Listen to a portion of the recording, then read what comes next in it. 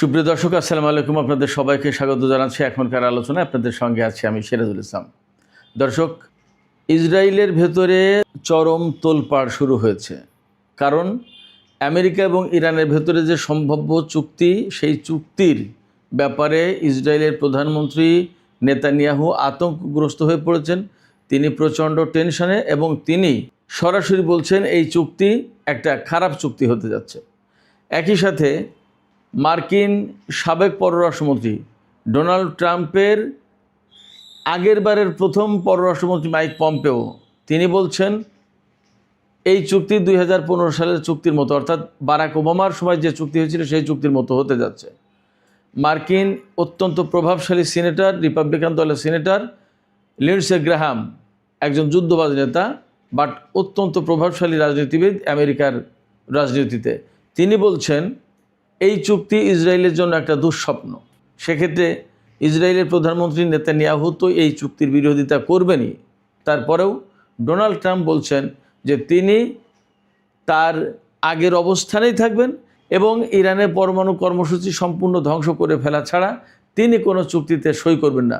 তিনি সরাসরি বলেছেন তার কথাই চুক্তি হবে।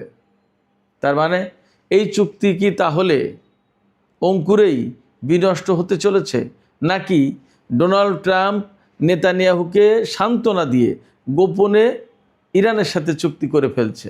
কি মনে হয়? এপাশে পাকিস্তানের প্রধানমন্ত্রী শাহবাজ শরীফ বলেছে তিনি আশা করছেন খুব শিগগিরই ইরান এবং আমেরিকার মধ্যে দ্বিতীয় দফার আলোচনার স্বাগতিক দেশ হতে যাচ্ছে তার দেশ। তাহলে কি মনে হয়, চুক্তি কি হবে? আর সেই চুক্তি যদি হয় তাহলে ইসরায়েল কি করবে? সুপ্রিয় দর্শক, এই সব বিষয় নিয়েই এখনকার বিস্তারিত আলোচনা করব। আজকের এই আলোচনার পার্টে মূলত ইসরায়েলের উদ্বেগ, ডোনাল্ড ট্রাম্পের বক্তব্য, আসলে তিনি কি করতে যাচ্ছেন এবং ইরান কি বলছে, এই পরমাণু চুক্তি বিষয় নিয়েই মূলত এখনকার আলোচনা হবে। আশা করি আপনারা শেষ পর্যন্ত সঙ্গে থাকবেন। আলোচনা ভালো লাগলে লাইক, কমেন্ট, শেয়ার করবেন এবং চ্যানেলটি সাবস্ক্রাইব করে সাথেই থাকবেন প্লিজ। দর্শক, চলুন বিস্তারিত আলোচনা যাই। সর্বপ্রথম কথা হচ্ছে আমেরিকা এবং ইরানের মধ্যে ব্যাপক আলাপ আলোচনার পরে নানা রকমের কূটনৈতিক তৎপরতার প্রেক্ষাপটে গতকাল যে সমঝোতার কাছাকাছি পৌঁছানোর অবস্থায় পৌঁছেছে ইরান এবং আমেরিকা, এবং একটা চুক্তি হবে বলে মোটামুটি বেশিরভাগ মানুষ, বিশ্বের বহু নেতা, আমেরিকার কর্মকর্তারা, ইরানের কর্মকর্তারাও আশাবাদী হয়ে উঠেছেন। এবং পাকিস্তানের যিনি প্রধান দুতিয়ালি করেছেন, পাকিস্তানের সেনাপ্রধান ফিল্ড মার্শাল আসিফ মনির, তিনি সহ পাকিস্তানের কর্মকর্তারাও আশা করছেন যে একটা বেটার একটা ডিল হতে যাচ্ছে এবং এই ডিলের মধ্য দিয়ে, এই চুক্তির মধ্য দিয়ে ইরান, আমেরিকা, ইসরায়েলের মধ্যকার যুদ্ধ, দ্বন্দ্ব, সংঘাতের অবসান হবে এবং মধ্যপ্রাচ্যে সুন্দর একটা শান্তির পরিবেশ ফিরে আসবে, মধ্যপ্রাচ্যে স্থিতিশীলতা ফিরে আসবে, সারা বিশ্বে অর্থনৈতিক স্থিতিশীলতা ফিরে আসবে এবং সারা বিশ্বের জ্বালানির যে সংকট তৈরি হয়েছে এই সংকট দূর হবে। কিন্তু গতকালের এই সম্ভাব্য চুক্তির বিষয়বস্তু ফাঁস হওয়ার পরে থেকে ইসরায়েলের ঝড় বয়ে চলেছে। ইসরায়েলে চলছে তোলপাড়। বিশেষ করে নেতানিয়াহু তিনি বলছেন যে তিনি একেবারে জোরালোভাবে আশঙ্কা করছেন এই চুক্তি, অর্থাৎ যেভাবে, যে মেজাজে, যে ভাষায়, যে শর্তে আমেরিকা এবং ইরানের মধ্যে চুক্তি হতে যাচ্ছে, সেটা একটা খুব খারাপ একটা চুক্তি হতে যাচ্ছে তিনি আশঙ্কা করছেন। কেন তিনি এই আশঙ্কা করছেন? নেতানিয়াহু আশঙ্কা করছেন এই কারণে, তার ভাষায়, আমার কথা না, নেতানিয়াহু যা বোধ করছেন, ভাবছেন বা যা ফিল করছেন সেটা আমি বলছি। নেতানিয়াহু মনে করছেন এই চুক্তির আওতায় একেবারে লেবানন পর্যন্ত, অর্থাৎ লেবাননে যুদ্ধবিরতি কার্যকর হবে, লেবাননে ইসরায়েল হামলা চালাতে পারবে না। তারপরে ইরানের সাথে আমেরিকা ইসরায়েলের যুদ্ধবিরতি একদম পুরোপুরি কার্যকর হবে, যুদ্ধ বন্ধ হবে। কিন্তু ইরানের পরমাণু কর্মসূচি নিয়ে বর্তমান যে আলোচনা, বর্তমান যে চুক্তির কথাবার্তা হচ্ছে তাতে কোনো কথা নেই। এমনকি ইরানের হাতে যে সমৃদ্ধ ইউরেনিয়াম রয়েছে সেগুলো নিয়েও কোনো কথা নেই। তাহলে ইরানের পরমাণু কর্মসূচি যদি অক্ষত থাকে, যদি ইরানের সমৃদ্ধ ইউরেনিয়াম ইরানের হাতেই থাকে এবং ইরানের ক্ষেপণাস্ত্র কর্মসূচি থাকে, হিজবুল্লাহর সাথে যুদ্ধবিরতি হয়, অথচ হিজবুল্লাহকে নিরস্ত্রীকরণের কোনো ব্যবস্থা না করা হয়, তাহলে এই চুক্তি করার তো কোনো মানেই নেই। এই চুক্তি মানে হচ্ছে ইরানের এবং হিজবুল্লাহর যত শর্ত ছিল সেই শর্তগুলো মেনে নেওয়া। আমেরিকা কেন এই শর্ত মেনে নিয়ে চুক্তি করবে এবং এই চুক্তির আওতায় কেন ইসরায়েলকে ফেলবে? ইসরায়েল তো এতে ক্ষতিগ্রস্ত হবে। নেতানিয়াহুর বক্তব্য, নেতানিয়াহুর কথা হচ্ছে যে কোনো মতেই ইরানের হাতে সমৃদ্ধ ইউরেনিয়াম থাকতে পারবে না এবং পরমাণু কর্মসূচি থাকতে পারবে না।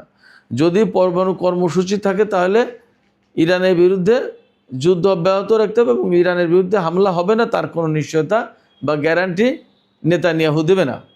এখানে মার্কিন দুইজন রাজনীতিবিদের কথা আমি আপনাদেরকে আরেকটু স্মরণ করে দিই, তাহলে প্রেক্ষাপটটা আরও বুঝতে সহজ হবে।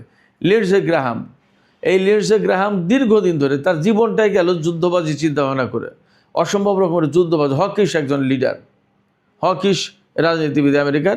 তিনি রিপাবলিকান দলের সিনেটর, খুবই প্রভাবশালী। যখনই থাকুক না কেন, কিছু ব্যক্তি থাকে না যে খুব নামে কাটে ভারে কাটে, এই নামে এবং ভারে কাটে এই লিন্ডসে গ্রাহাম। তিনি সরকারি দলে থাকুন আর বিরোধী দলে থাকুন, রিপাবলিকান দল তো সবসময় সরকারি দল থাকে না, কখনো কখনো তো বিরোধী দল হয়। বিরোধী দলে থাকা অবস্থায়ও খুব প্রভাবশালী, অস্ত্র ব্যবসার সাথে তার যোগাযোগ আছে বলে জানা যায়। এই লিন্ডসে গ্রাহাম বলছেন যে সম্ভাব্য চুক্তির কথা শোনা যাচ্ছে সেটা ইসরায়েলের জন্য একটা দুঃস্বপ্ন। এই আলোচনায় বা এই যে সম্ভাব্য চুক্তি, তাতে ইরানের পরমাণু কর্মসূচির কোনো কথা নেই। লিন্ডসে গ্রাহামও কিন্তু সেই কথাই বলেছেন। লিন্ডসে গ্রাহাম চান যে আমেরিকার হাতে কোনো রকমের পরমাণু কর্মসূচি থাকতে পারবে না, ইরানের হাতে কোনো রকম সমৃদ্ধ ইউরেনিয়াম থাকতে পারবে না। অথচ মজার কথা, আমি এর আগে দু একবার বলেছি, আজকে যে ইরান পরমাণু কর্মসূচি পরিচালনা করছে, যে পরমাণু কর্মসূচি নিয়ে এত এত সংকট, এই পরমাণু কর্মসূচি তো দিয়েছিল বিপ্লবের আগে আমেরিকা। তখন কিন্তু জায়েজ ছিল, কারণ তখন তাদের পছন্দের সরকার ছিল ইরানে, তারা তখন নিজেরা দিয়েছিল, নিজেদের তত্ত্বাবধানেই এই পরমাণু কর্মসূচি পরিচালিত হতো। এই পরমাণু কর্মসূচি রেডি করে দিতে যত টাকা লেনদেন সমস্ত সব কিছু আমেরিকার সাথে হতো, ওখান থেকে আমেরিকা লাভ পেত, টাকা পেত, ডলার পেত, তাহলে খুব শান্তি ছিল। কিন্তু বিপ্লবের পরে তো আমেরিকার সাথে সম্পর্ক ছিন্ন করে ফেললো ইরান, পরমাণু কর্মসূচি থেকে তাদেরকে সরিয়ে দিল এবং রাশিয়ার মাধ্যমে এই পরমাণু কর্মসূচি বাস্তবায়ন করলো। ফলে এখন এই পরমাণু কর্মসূচি আর ভালো নেই, এই পরমাণু কর্মসূচি অত্যন্ত খারাপ হয়ে গেছে। ইরানের এই পরমাণু কর্মসূচি, এটা করার কোনো অধিকার নেই, এটা থাকাই উচিত না। এই যে আমেরিকার রাজনীতিবিদদের যে ডাবল স্ট্যান্ডার্ড, এটা খুব ডেঞ্জারাস, এটা ভালো না, খারাপ নজির তৈরি করে এবং করে আসছে। তো লিন্ডসে গ্রাহাম যে বলছেন যে এই চুক্তি সম্ভাব্য, এই চুক্তি ইসরায়েলের জন্য দুঃস্বপ্ন, নাইটমেয়ার, তা এই কথা বলে বেসিক্যালি ইসরায়েলকে উস্কে দেওয়া হচ্ছে, অর্থাৎ যাতে নেতানিয়াহু, ইসরায়েলের প্রধানমন্ত্রী, এই চুক্তি না মানে, বরং তিনি যাতে ডোনাল্ড ট্রাম্পের সাথে আবার ঝগড়া কলহ বাগবিতণ্ডায় লিপ্ত হয় এবং ইরানের সাথে ডোনাল্ড ট্রাম্প যাতে এই চুক্তি না করে এবং একটা শান্তির পরিবেশ আদৌ যাতে তৈরি না হয়, এইটা হলো মূল টার্গেট লিন্ডসে গ্রাহামের এই উস্কানি দেওয়ার। এখন এই উস্কানিতে তো পড়েছেন নেতানিয়াহু, আমরা জানি বা বুঝতে পারছি। নেতানিয়াহু তো আগের থেকেই উস্কানি দিয়ে আসছেন ডোনাল্ড ট্রাম্পকে, আর সেই নেতানিয়াহুকে এখন উস্কানি দিচ্ছে লিন্ডসে গ্রাহাম। তাই পরিস্থিতি কোথায় যায় আপনারা ভাবেন। এদিকে ডোনাল্ড ট্রাম্প প্রথমবার যখন ক্ষমতা এসেছিলেন 2016 সালে, তখনকার পররাষ্ট্রমন্ত্রী মাইক পম্পেও, এই মাইক পম্পেও একসময় সিআইএর পরিচালক ছিলেন। পম্পেও বলছেন যে এটা ইসরায়েলের জন্য একটা বিরাট খারাপ চুক্তি হতে চলেছে। তো এই ধরনের কথাবার্তা বলে তো ইসরায়েল তোলপাড় সৃষ্টি করবে, ইসরায়েল আমেরিকার সাথে ঝামেলা করবেই, ইসরায়েল এই চুক্তি হতে দেবে না, এটা তো স্বাভাবিক ব্যাপার। পম্পেও বলছেন যে সম্ভব এই চুক্তি 2015 সালের ওবামার সময় যে চুক্তি হয়েছিল সেই চুক্তির মতো, এবং এই চুক্তি যদি হয় ইরান সারা বিশ্বে নাকি সন্ত্রাসবাদী কার্যক্রম চালাবে। ইরান সন্ত্রাসবাদী কার্যক্রম চালাচ্ছে নাকি ইসরায়েল নাকি আমেরিকা, কারা চালাচ্ছে, সারা বিশ্বের মানুষ কি বিশ্লেষণ দেয়? এদিকে ইসরায়েলের একজন কর্মকর্তা জানিয়েছেন ডোনাল্ড ট্রাম্প শনিবার রাতে, অর্থাৎ যে রাত গেল, এই রাতে নেতানিয়াহুকে ফোন করেছিলেন। সেই ফোন করে তিনি নেতানিয়াহুকে সান্ত্বনা দিয়েছেন অথবা তিনি তার আসল অবস্থান জানিয়েছেন। যে কোনোটা হতে পারে। আসলে কি হবে সেটা দু একদিন গেলে বোঝা যাবে।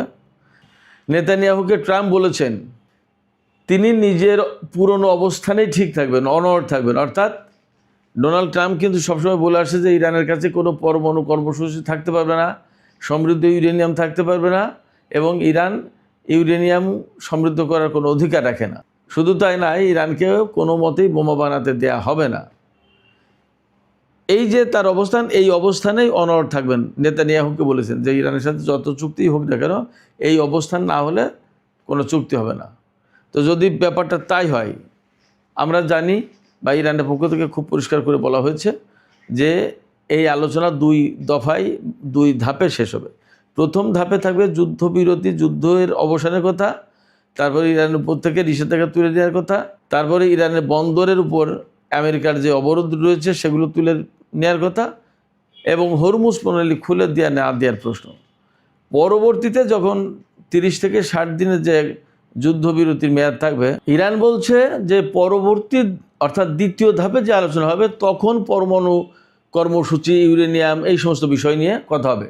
তবে ইরানের পক্ষ থেকে পরিষ্কার করে বলা হয়েছে ইরানের হাতে যে সমৃদ্ধ ইউরেনিয়াম আছে তা কোনো মতেই বিদেশের মাটিতে পাঠাবে না, সেটা দেশেই থাকবে। ইউরেনিয়াম এনরিচ করার অধিকার থাকতে হবে, হয়তো সেই মাত্রাটা কমাবে, কিন্তু ইউরেনিয়াম এনরিচ করার অধিকার থাকবে, এবং কোনো পরমাণু কর্মসূচি ধ্বংস করবে না, কোনো পরমাণু স্থাপনা ধ্বংস করবে না। ট্রাম্পের চাওয়া এবং ইরানের চাওয়া কিন্তু আসলে 2 মেরুর। ট্রাম্প চায় এগুলো সব ধ্বংস করে দিতে হবে, ইরান চায় যে না, এগুলো তার জাতীয় সম্পদ, এগুলো তার অধিকার, এগুলো তার হাতে থাকবে। তো যখন এইরকম 2 চাওয়া পাওয়া 2 রকমের, সেই জায়গায় কি হবে না হবে এইটা নিয়েই আলোচনা হয়েছে, এবং সেটা নিয়েই একটা সমঝোতা হতে যাচ্ছে। এবং তার প্রেক্ষাপটে পাকিস্তানের প্রধানমন্ত্রী শাহবাজ শরীফ বলছেন যে আশা করা যাচ্ছে খুব শিগগিরই ইসলামাবাদে আমেরিকা এবং ইরানকে আলোচনায় স্বাগত জানাতে পারবো, আমরা আলোচনায় বসবো। ব্যাপারটা তাই যদি হয় তাহলে ইরান এবং আমেরিকার ভেতরে একটা সমঝোতা হয়েছে বলেই ধরে নেওয়া যায়। কিন্তু ইসরায়েলের প্রধানমন্ত্রী নেতানিয়াহু এবং আমেরিকার যে সমস্ত হকিশ পলিটিশিয়ান তারা যা বলছে সেটা একটা গুরুত্বপূর্ণ ব্যাপার। গুরুত্বপূর্ণ ব্যাপার এই কারণে যে আমেরিকা স্বাধীন দেশ, সে তার মতো করেই যে কোনো ব্যাপারে সিদ্ধান্ত নিতে পারতো, কিন্তু সে কিন্তু স্বাধীনভাবে কোনো সিদ্ধান্ত নিতে পারছে না, বরং নেতানিয়াহু এবং ইসরায়েলের স্বার্থটা আগে ভেবে তাকে আগে সেভ করে পরে আমেরিকা। ব্যাপারটা হয়েছে এরকম, যে কারণে অনেকেই ধারণা করছেন এবং আমিও আশঙ্কা করছি যে আদৌ এই চুক্তি হয় কি না সেটা একটা দেখার ব্যাপার। হয়তো 2 পক্ষ আলোচনায় বসবে, কিন্তু ডোনাল্ড ট্রাম্পকে নেতানিয়াহু অথবা মার্কিন আলোচক দলকে যদি নেতানিয়াহু বলে যে এই চুক্তি হবে না, তাহলে হয়তো হবে না। তাহলে আসলে এখন কি হতে যাচ্ছে সেটাই প্রশ্ন। আদৌ কি পাকিস্তানের রাজধানী ইসলামাবাদে বৈঠক হবে? আদৌ কি ইরান এবং আমেরিকা চুক্তির বিষয়ে কোনো আলোচনায় বসতে পারবে? আদৌ কি নেতানিয়াহু রাজি হবে? আদৌ কি ডোনাল্ড ট্রাম্প তার কথা ঠিক রাখবেন এবং তিনি যে শর্তে বা যে বক্তব্যে 2 পক্ষ একটা সমঝোতার খুব কাছাকাছি চলে এসেছে সেই বক্তব্যের উপরে অনড় থাকবেন, নাকি ডোনাল্ড ট্রাম্প নেতানিয়াহুর চাপের মুখে নতি স্বীকার করে ইরানের সাথে এই চুক্তিকে ভেস্তে দিয়ে, এই চুক্তিকে ভেঙে দিয়ে, সম্ভাব্য এই চুক্তিকে ভেঙে দিয়ে নতুন করে ইরানের সাথে যুদ্ধ শুরু করবেন? আসলে তিনি কি করবেন সেটা একটা বড় প্রশ্ন হয়ে দেখা দিয়েছে। এই বড় প্রশ্নের হয়তো উত্তর খুব ছোট, হ্যাঁ অথবা না। তিনি যুদ্ধ করবেন অথবা করবেন না, চুক্তি মানবেন অথবা মানবেন না। উত্তর হয়তো হ্যাঁ নার, কিন্তু প্রশ্নটা বড়। এই বড় প্রশ্নের আসলে কি উত্তর আসে, হ্যাঁ নাকি না, সেটা একটু আমাদের দেখার জন্য অপেক্ষা করতে হবে। সুপ্রিয় দর্শক, এখনকার আলোচনা এখানেই শেষ করতে চাই। যাবার আগে আমি আপনাদের কাছে প্রশ্ন করতে চাই যে নেতানিয়াহু যে তোলপাড় সৃষ্টি করেছেন এবং মার্কিন বিশিষ্ট কিছু রাজনীতিবিদ নেতানিয়াহুকে সমর্থন দিয়ে যে পরিবেশ তৈরি করছে, তাতে কি আপনাদের মনে হয় যে আদৌ এই চুক্তির সম্ভাবনা আছে, নাকি ডোনাল্ড ট্রাম্প আবার রণভঙ্গ দেবেন এবং আবার 2 পক্ষের ভেতরে যুদ্ধ শুরু হবে? কি মনে হয়? প্রিয় দর্শক, আপনাদের মতামত কমেন্টে জানাতে পারেন। আর ভিডিও ভালো লাগলে আবারও বলি, লাইক কমেন্ট শেয়ার করবেন এবং চ্যানেলটি সাবস্ক্রাইব করে সাথে থাকবেন। আপনাদের সবাইকে অনেক অনেক ধন্যবাদ। আল্লাহ হাফেজ।